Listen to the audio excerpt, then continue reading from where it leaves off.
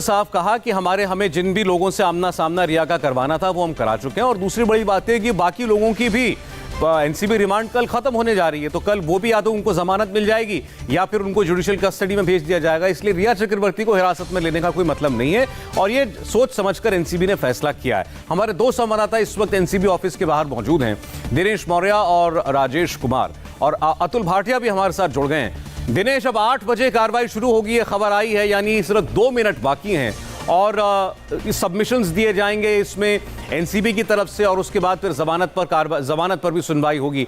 बस इतना क्लैरिफिकेशन हम आपसे चाहते हैं कि जो एनसीबी की रिमांड न मांगने के बाद इसी हियरिंग में क्या फैसला हो जाएगा जमानत पर, या ये मामला टल भी सकता है?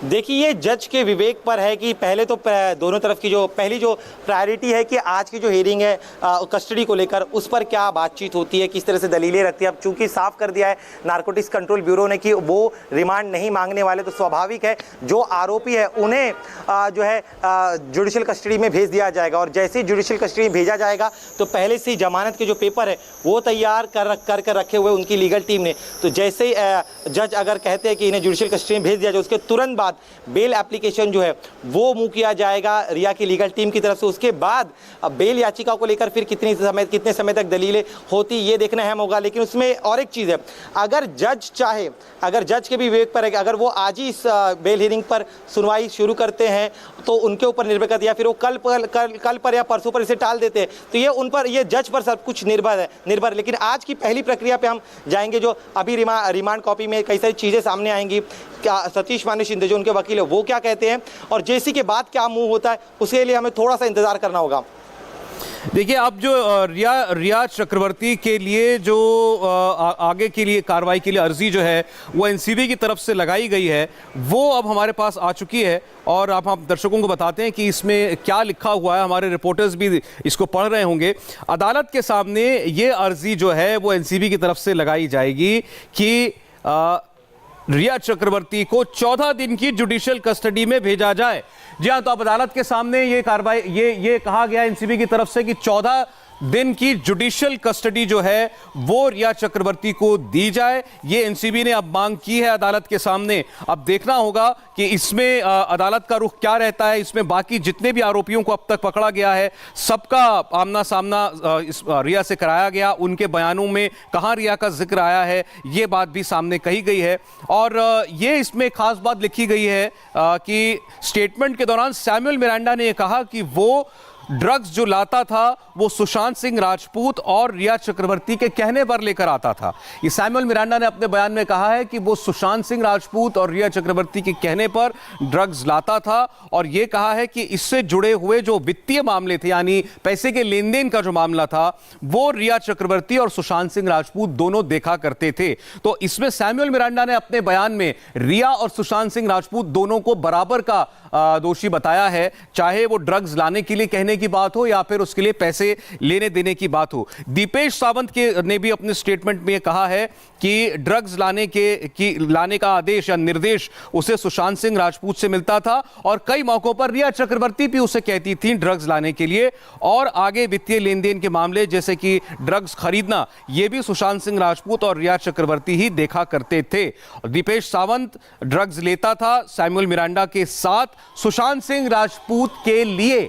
यह बहुत अहम बयान दिया है दीपेश सावंत ने कि वो और सैमुअल मिरांडा जो ड्रग्स लाते थे या जो ड्रग्स उन्हें मिलती थी वो सुशांत सिंह राजपूत के लिए होती थी। फिर आगे लिखा है कि शौबिक ने जो बताया वो भी आपको बता दें, रिया के भाई ने क्या बताया है।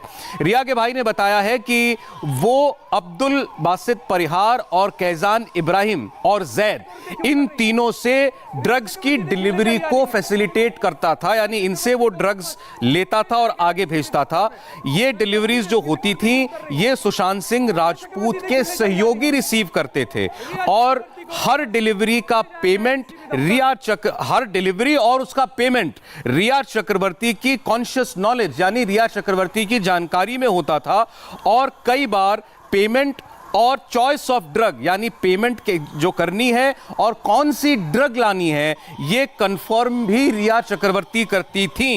ये तीन बड़े अहम बयान मैंने आपके लिए पढ़े हैं इस वक्त। रिया के भाई शौबिक चक्रवर्ती रिया का नाम ले रहे हैं, ये ऑफिशियल स्टेटमेंट है मेरे हाथ में जो कॉपी है ये जुडिशियल कस्टडी में भेजने की अर्जी जो नारकोटिक्स कंट्रोल ब्यूरो दे रहा है इस वक्त कोर्ट में, जब सुनवाई शुरू हो चुकी है ये अर्जी वहां लगाई गई है, उसकी copy, official copy India TV के पास है, मेरे हाथ में है। और मैं आपको बयान पढ़ के सुना रहा हूं शौविक चक्रवर्ती ने अपनी बहन के बारे में क्या बताया है। फिर से मैं बता दूं, शौविक चक्रवर्ती ने बताया है कि उसे अब्दुल बासित परिहार, कैजान इब्राहिम और जैद से ड्रग्स मिलती थी।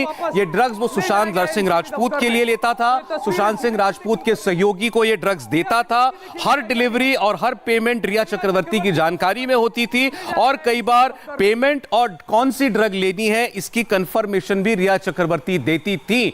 तो शौविक ने अपनी बहन रिया चक्रवर्ती के बारे में काफी कुछ बता दिया है। जो भी कुछ होता था सुशांत सिंह राजपूत के घर में रिया चक्रवर्ती की जानकारी में होता था। वो कई बार खुद निर्देश देती थी ड्रग लाने के लिए, कई बार पेमेंट भी वो खुद करती थी। यही बात सैमुअल मिरांडा कह रहा है। सैमुअल मिरांडा साफ साफ कह रहा है कि वो सुशांत सिंह राजपूत रिया चक्रवर्ती के कहने पर ड्रग्स लाता था और इसकी पूरी जानकारी पैसों की भी रिया और सुशांत को होती थी। दीपेश सावंत भी ये कह रहा है कि उसको सुशांत निर्देश देते थे ड्रग लाने के लिए, कई बार रिया चक्रवर्ती कहती थी और पैसों का लेन देन सुशांत सिंह राजपूत और रिया चक्रवर्ती दोनों करते थे। दीपेश सावंत ने यह कहा कि वो और सैमुअल मिरांडा सुशांत के लिए ड्रग्स लाते थे।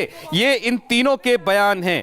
ये बहुत महत्वपूर्ण बात है जो सामने आई है। और इसके बाद आगे लिखा गया है कि शौविक, सैमुअल मिरांडा और दीपेश सावंत के बयानों के आधार पर रिया चक्रवर्ती को बुलाया गया और उनसे पूछा गया। उन्होंने इन स्टेटमेंट्स में जो उनका जो रोल बताया गया है उसको एक्नॉलेज किया, यानी उसको स्वीकार किया। यानी कि सैमुअल मिरांडा, शौविक और दीपेश सावंत ने जो बातें रिया के बारे में बोली उनको रिया ने स्वीकार किया। अपनी स्टेटमेंट के दौरान रिया चक्रवर्ती ने ड्रग्स की प्रोक्योरमेंट यानी ड्रग्स को लेने, ड्रग्स मंगाने और फाइनेंशियल ट्रांजैक्शन में अपनी भागीदारी होने की बात को स्वीकार किया है। और यह भी बताया है कि वही सैमुअल मिरांडा, दीपेश सावंत और शौविक चक्रवर्ती को ड्रग्स के लिए निर्देश देती थी।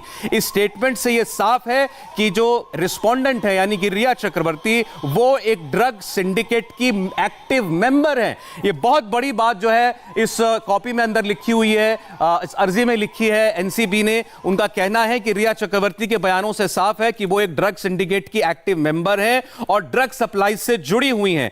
इससे यह भी साफ है कि जो ये रिस्पोंडेंट है यानी कि रिया चक्रवर्ती वो सुशांत सिंह राजपूत के कंजम्पशन के लिए ड्रग्स मंगाती थी। अब इसका फायदा भी मिल सकता है रिया को। ये देखिए यहां जो लिखा है इसका मतलब ये है कि ये एनसीबी ये कह रही है कि रिया के बयानों से यह साफ है कि वो जो भी ड्रग्स मंगवाती थी या जो फैसिलिटेट करती थी सुशांत सिंह राजपूत के एड्स यानी उनके लिए काम करने वालों को जो निर्देश देती थी ड्रग्स के लिए, वो सुशांत सिंह राजपूत के यूज के लिए, उनके उपयोग के लिए देती थी। और यह भी लिखा है कि प्रेजेंट रिस्पोंडेंट यानी रिया फाइनेंसेस को मैनेज करती थी ड्रग्स को लाने के लिए सुशांत सिंह राजपूत के साथ। ये साफ साफ है। और इसके बाद उनका अरेस्ट मेमो इसमें दिखाया गया है। फिर ये लिखा गया है कि इन्वेस्टिगेशन अभी प्रिलिमिनरी स्टेज में है, शुरुआती जांच में है। जो खुलासे रिया चक्रवर्ती ने किए हैं उनका वेरिफिकेशन होना जरूरी है और इसके जो ज्ञात अज्ञात साथी हैं यानी रिया के, उन तक पहुंचना और उनका पकड़ा जाना जरूरी है। इसीलिए अदालत से यह दरखास्त की जाती है कि रिया चक्रवर्ती को 14 दिन की जुडिशियल कस्टडी में यानी 14 दिन की जेल में भेज दिया जाए।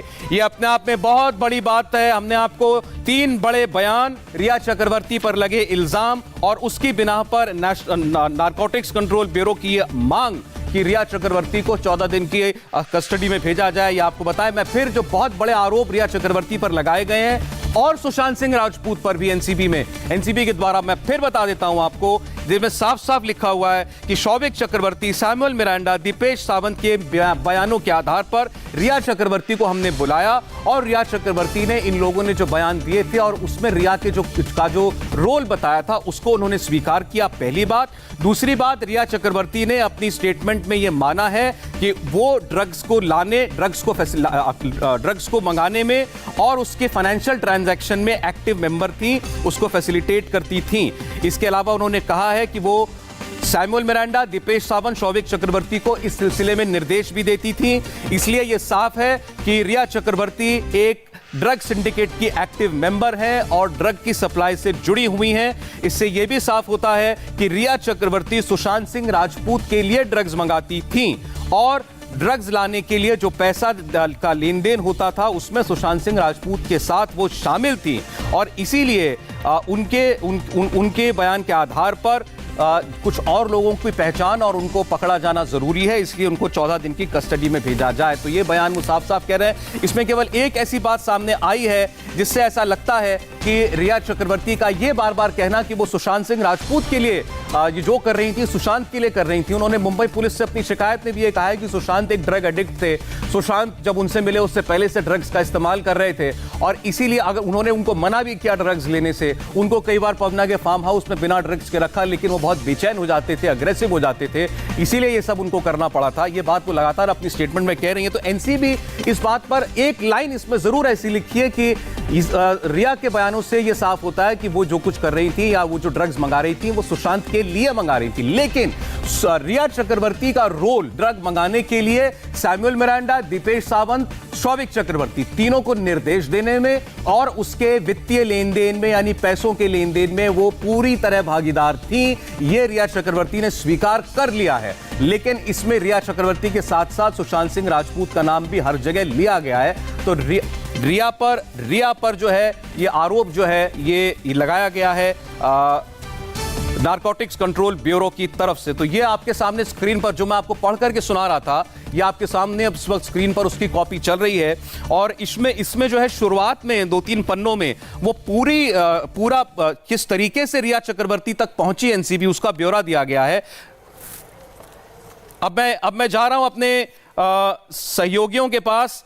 राजेश जो बातें इस रिमांड कॉपी में लिखी गई हैं ये साफ साफ रिया चक्रवर्ती के पर जो आरोप हैं उनको बताती हैं और इसके मुताबिक एनसीबी पूरी तरीके से इस बात को सच मानती है या उसके पास सबूत हैं कि रिया चक्रवर्ती ड्रग्स के लेन देन में ड्रग्स मंगाने का निर्देश देने और ड्रग्स के लिए कीमत अदा करने की आरोपी हैं और उस पर भागीदार थी।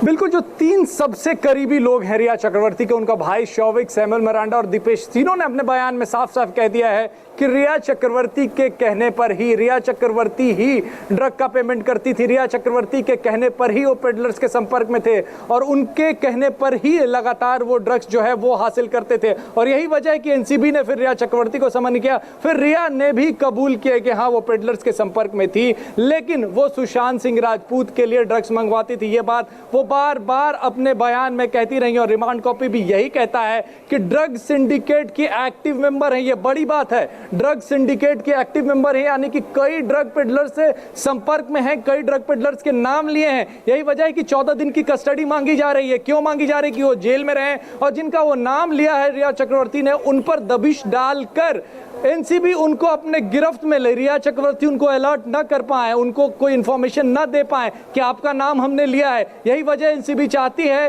कि वो 14 दिनों तक जेल में रहे और इन जिन लोगों का नाम लिया है या पूछताछ में जिन लोगों का नाम सामने आया है उन पर दबिश डालकर उनको गिरफ्तार किया जा सके। लेकिन इस रिमांड कॉपी की सबसे बड़ी बात है, ड्रग सिंडिकेट की एक्टिव मेंबर है रिया चक्रवर्ती, ये एनसीबी ने अपने रिमांड में कहा है।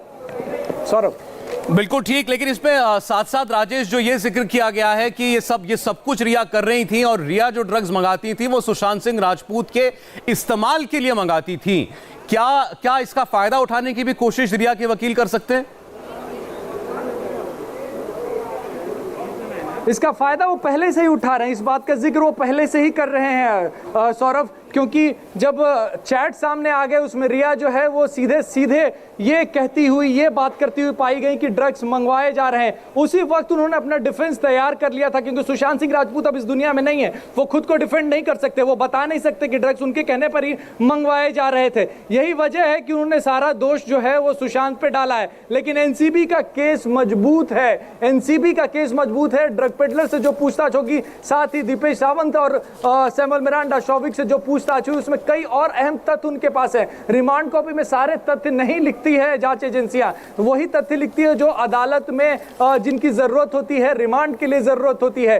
तो शुरू से ही, जब से ही चैट सामने आया, तब से ही उन्होंने सारा दोष सुशांत पर मढ़ने की कोशिश की है और यहां पर भी एनसीबी के सामने भी उन्होंने किया है। लेकिन ये करते करते वो बड़ी चूक ये कर गई कि उन्होंने इकरार किया कि हाँ हमने ड्रग्स मंगवाया है, सुशांत के लिए मंगवाया हो, लेकिन ड्रग्स मंगवाना भी कानूनन जुर्म है और इसी में वो फंसी है और इसी वजह से उनकी गिरफ्तारी हुई है। सौरभ जी हाँ, ये बड़ी बात है कि अब रिया चक्रवर्ती ये कहती रहें कि वो किसी और के लिए या सुशांत के लिए ड्रग्स मंगा रही थी, लेकिन इस कॉपी के मुताबिक, इस रिमांड कॉपी के मुताबिक रिया चक्रवर्ती ने खुद भी इस बात को स्वीकार किया कि वो ड्रग्स के लिए लाने के लिए कहती थी घर में काम करने वाले लोगों को, उसके लिए पैसे भी देती थी, फिर चाहे उनके साथ सुशांत भी शामिल होते थे या सुशांत के लिए ही वो ये सब कुछ करती थी। लेकिन जिस बात का इकबालनामा उन्होंने दिया है बकौल एनसीबी, वो अपने आप में एक गुनाह है और उसकी बड़ी गंभीर सजाएं भी हैं कानून के अंदर।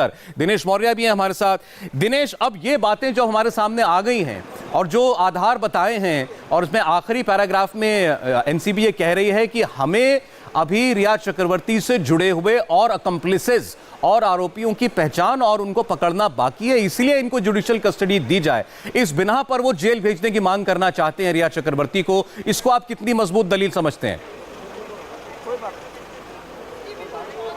देखिए, बड़ी दलील है क्योंकि जज जब उनको पेश किया जाता तो जज भी समझते हैं कि रिमांड कॉपी में एक छोटा सा हिस्सा जो सिर्फ चूंकि वो रिमांड इन्वेस्टिगेशन के डिटेल्स होते हैं, अगर वो सार्वजनिक कर दे सुनवाई के दौरान तो जो आरोपी के वकील है उन तक पहुंच जाता है। और चूंकि आमतौर पे ओपन कोर्ट में यहाँ तो वीडियो कॉन्फ्रेंसिंग के जरिए हो रहा है, लेकिन जो आरोपी का पक्ष है उन्हें पता चल जाएगा उनके जाँच में और कौन कौन से नाम सामने आए हैं कि इनको और पूछताछ करना चाहते हैं कि नहीं और गिरफ्तार करना चाहते हैं। इसीलिए एक छोटा हिस्सा जो है रिमांड कॉपी में बताया, बहुत कुछ जानकारी जो रिया से पूछताछ के दौरान और बाकी जो अन्य आरोपी उनके पूछताछ से सामने आया, खास तौर पे बॉलीवुड का जो बड़ा कनेक्शन निकलकर सामने आया, जो बड़े नाम जो है पूछताछ के दौरान सामने आए हैं, उनको फिलहाल गुप्त रखा गया। और इसीलिए अगर रिया चक्रवर्ती को जो है वो जमानत मिल जाती है, तब अगर वो बाहर आ जाती है, उन्हें तुरंत अगर जुडिशियल कस्टडी में भेजा जाता है और जेल से बाहर आ जाती है, तो जो सिंडिकेट है जिसके एक्टिव मेंबर इस रिमांड कॉपी में एनसीबी ने बताया है, वो उन्हें अलर्ट कर देगी, उन्हें बचाने की कोशिश हो सकती है, जो सबूत है उन्हें मिटाने की कोशिश हो सकती है। और इसीलिए नारकोटिक्स कंट्रोल ब्यूरो चाहती है कि अगले 14 दिन तक रिया चक्रवर्ती को जो है वो रिमांड जुडिशियल कस्टडी में ही रखा जाए, ताकि जो उनके जुड़े हुए साथी है, जो पूरा एक बड़ा कार्टल सालों से ऑपरेट कर रहा है मुंबई में, खास तौर पे बॉलीवुड की पेज 3 पार्टीज में, उसके जड़ तक पहुंचने का उद्देश्य एनसीबी का है। देखिए, हम पहले दिन से लगातार कह रहे कि एनसीबी के लिए रिया चक्रवर्ती सिर्फ एक सिरा भर है उस बड़े नेटवर्क तक पहुंचने की, और इसको आज आधिकारिक तौर पर एनसीबी की तरफ से कह भी दिया गया है कि उनके जो जुड़े हुए साथी है, अकम्प्लिश्ड जो है, जो इसके सिंडिकेट के जो सदस्य है, उन तक पहुंचना उनका मुख्य उद्देश्य। और इसीलिए जो है रिया चक्रवर्ती को 14 दिनों की जुडिशियल कस्टडी में रखा जाए। और कई सारी जानकारियां हैं जिसे अब तक साझा नहीं किया गया है। एक बड़े जिन अधिकारियों से हमारी बात हुई, उनका कहना है कि इंफॉर्मेशन का गोल्ड माइन थी एक पूरे ड्रग्स कार्टेल का, जितने बड़े पैमाने पर पूरे सालों से ऑपरेट हो रहा था। रिया चक्रवर्ती की गिरफ्तारी उनकी पूछताछ में एक पूरे ड्रग कार्टेल को लेकर एक बहुत बड़ा खजाना, एक तरह से कह सकते हैं, जानकारी का, वो उनके हाथ लगा। और अब इस गिरफ्तारी के बाद सही मायनों में उस बड़े कार्टेल को खत्म करने की तरफ, कार्रवाई की तरफ बड़ा कदम कल से जो है वो नारकोटिक्स कंट्रोल ब्यूरो बढ़ाएगी। जी चलिए ठीक है, मैं वो जो इसका मुख्य वो पैराग्राफ है इस रिमांड कॉपी का, जिसमें रिया चक्रवर्ती का किरदार, उन पर आरोप और किस आधार पर उन पर आरोप लगाया गया, वो सब कुछ मेंशन है, मैं आपको पढ़ के सुना रहा हूं। देखिए, इसमें मैं पैराग्राफ नंबर 10, 11 और 12, इनमें शौविक चक्रवर्ती, सैमुअल मिरांडा और दीपेश सावंत के बयान का जिक्र है और उसमें रिया चक्रवर्ती का नाम किस सिलसिले में लिया गया वो बताया गया है। अब जो पैराग्राफ नंबर 13 है वो सीधे रिया चक्रवर्ती को पर बात करता है और उसमें यह लिखा गया है कि शौविक चक्रवर्ती, सैमुअल मिरांडा और दीपेश सावंत के द्वारा किए गए खुलासों की बिना पर एक और व्यक्ति रिया चक्रवर्ती को बुलाया गया और उनका वेरिफिकेशन किया गया। उन्होंने जो स्टेटमेंट दिए हैं बाकी तीनों लोगों ने, उसमें अपने रोल को स्वीकार किया। स्टेटमेंट के दौरान रिया चक्रवर्ती ने यह खुलासा किया कि उनका ड्रग्स की प्रोक्योरमेंट यानी ड्रग्स को मंगाने में और उससे जुड़े वित्तीय लेन देन में हिस्सा था और वो सैमुअल मिरांडा, दीपेश सावंत और शौविक चक्रवर्ती को इस सिलसिले में निर्देश देती थी। और इस स्टेटमेंट से यह साफ होता है कि रिया चक्रवर्ती एक ड्रग सिंडिकेट की एक्टिव मेंबर है और ड्रग्स की सप्लाईज के साथ जुड़ी हुई हैं। इससे यह भी साफ होता है कि रिया चक्रवर्ती सुशांत सिंह राजपूत के इस्तेमाल के लिए ड्रग्स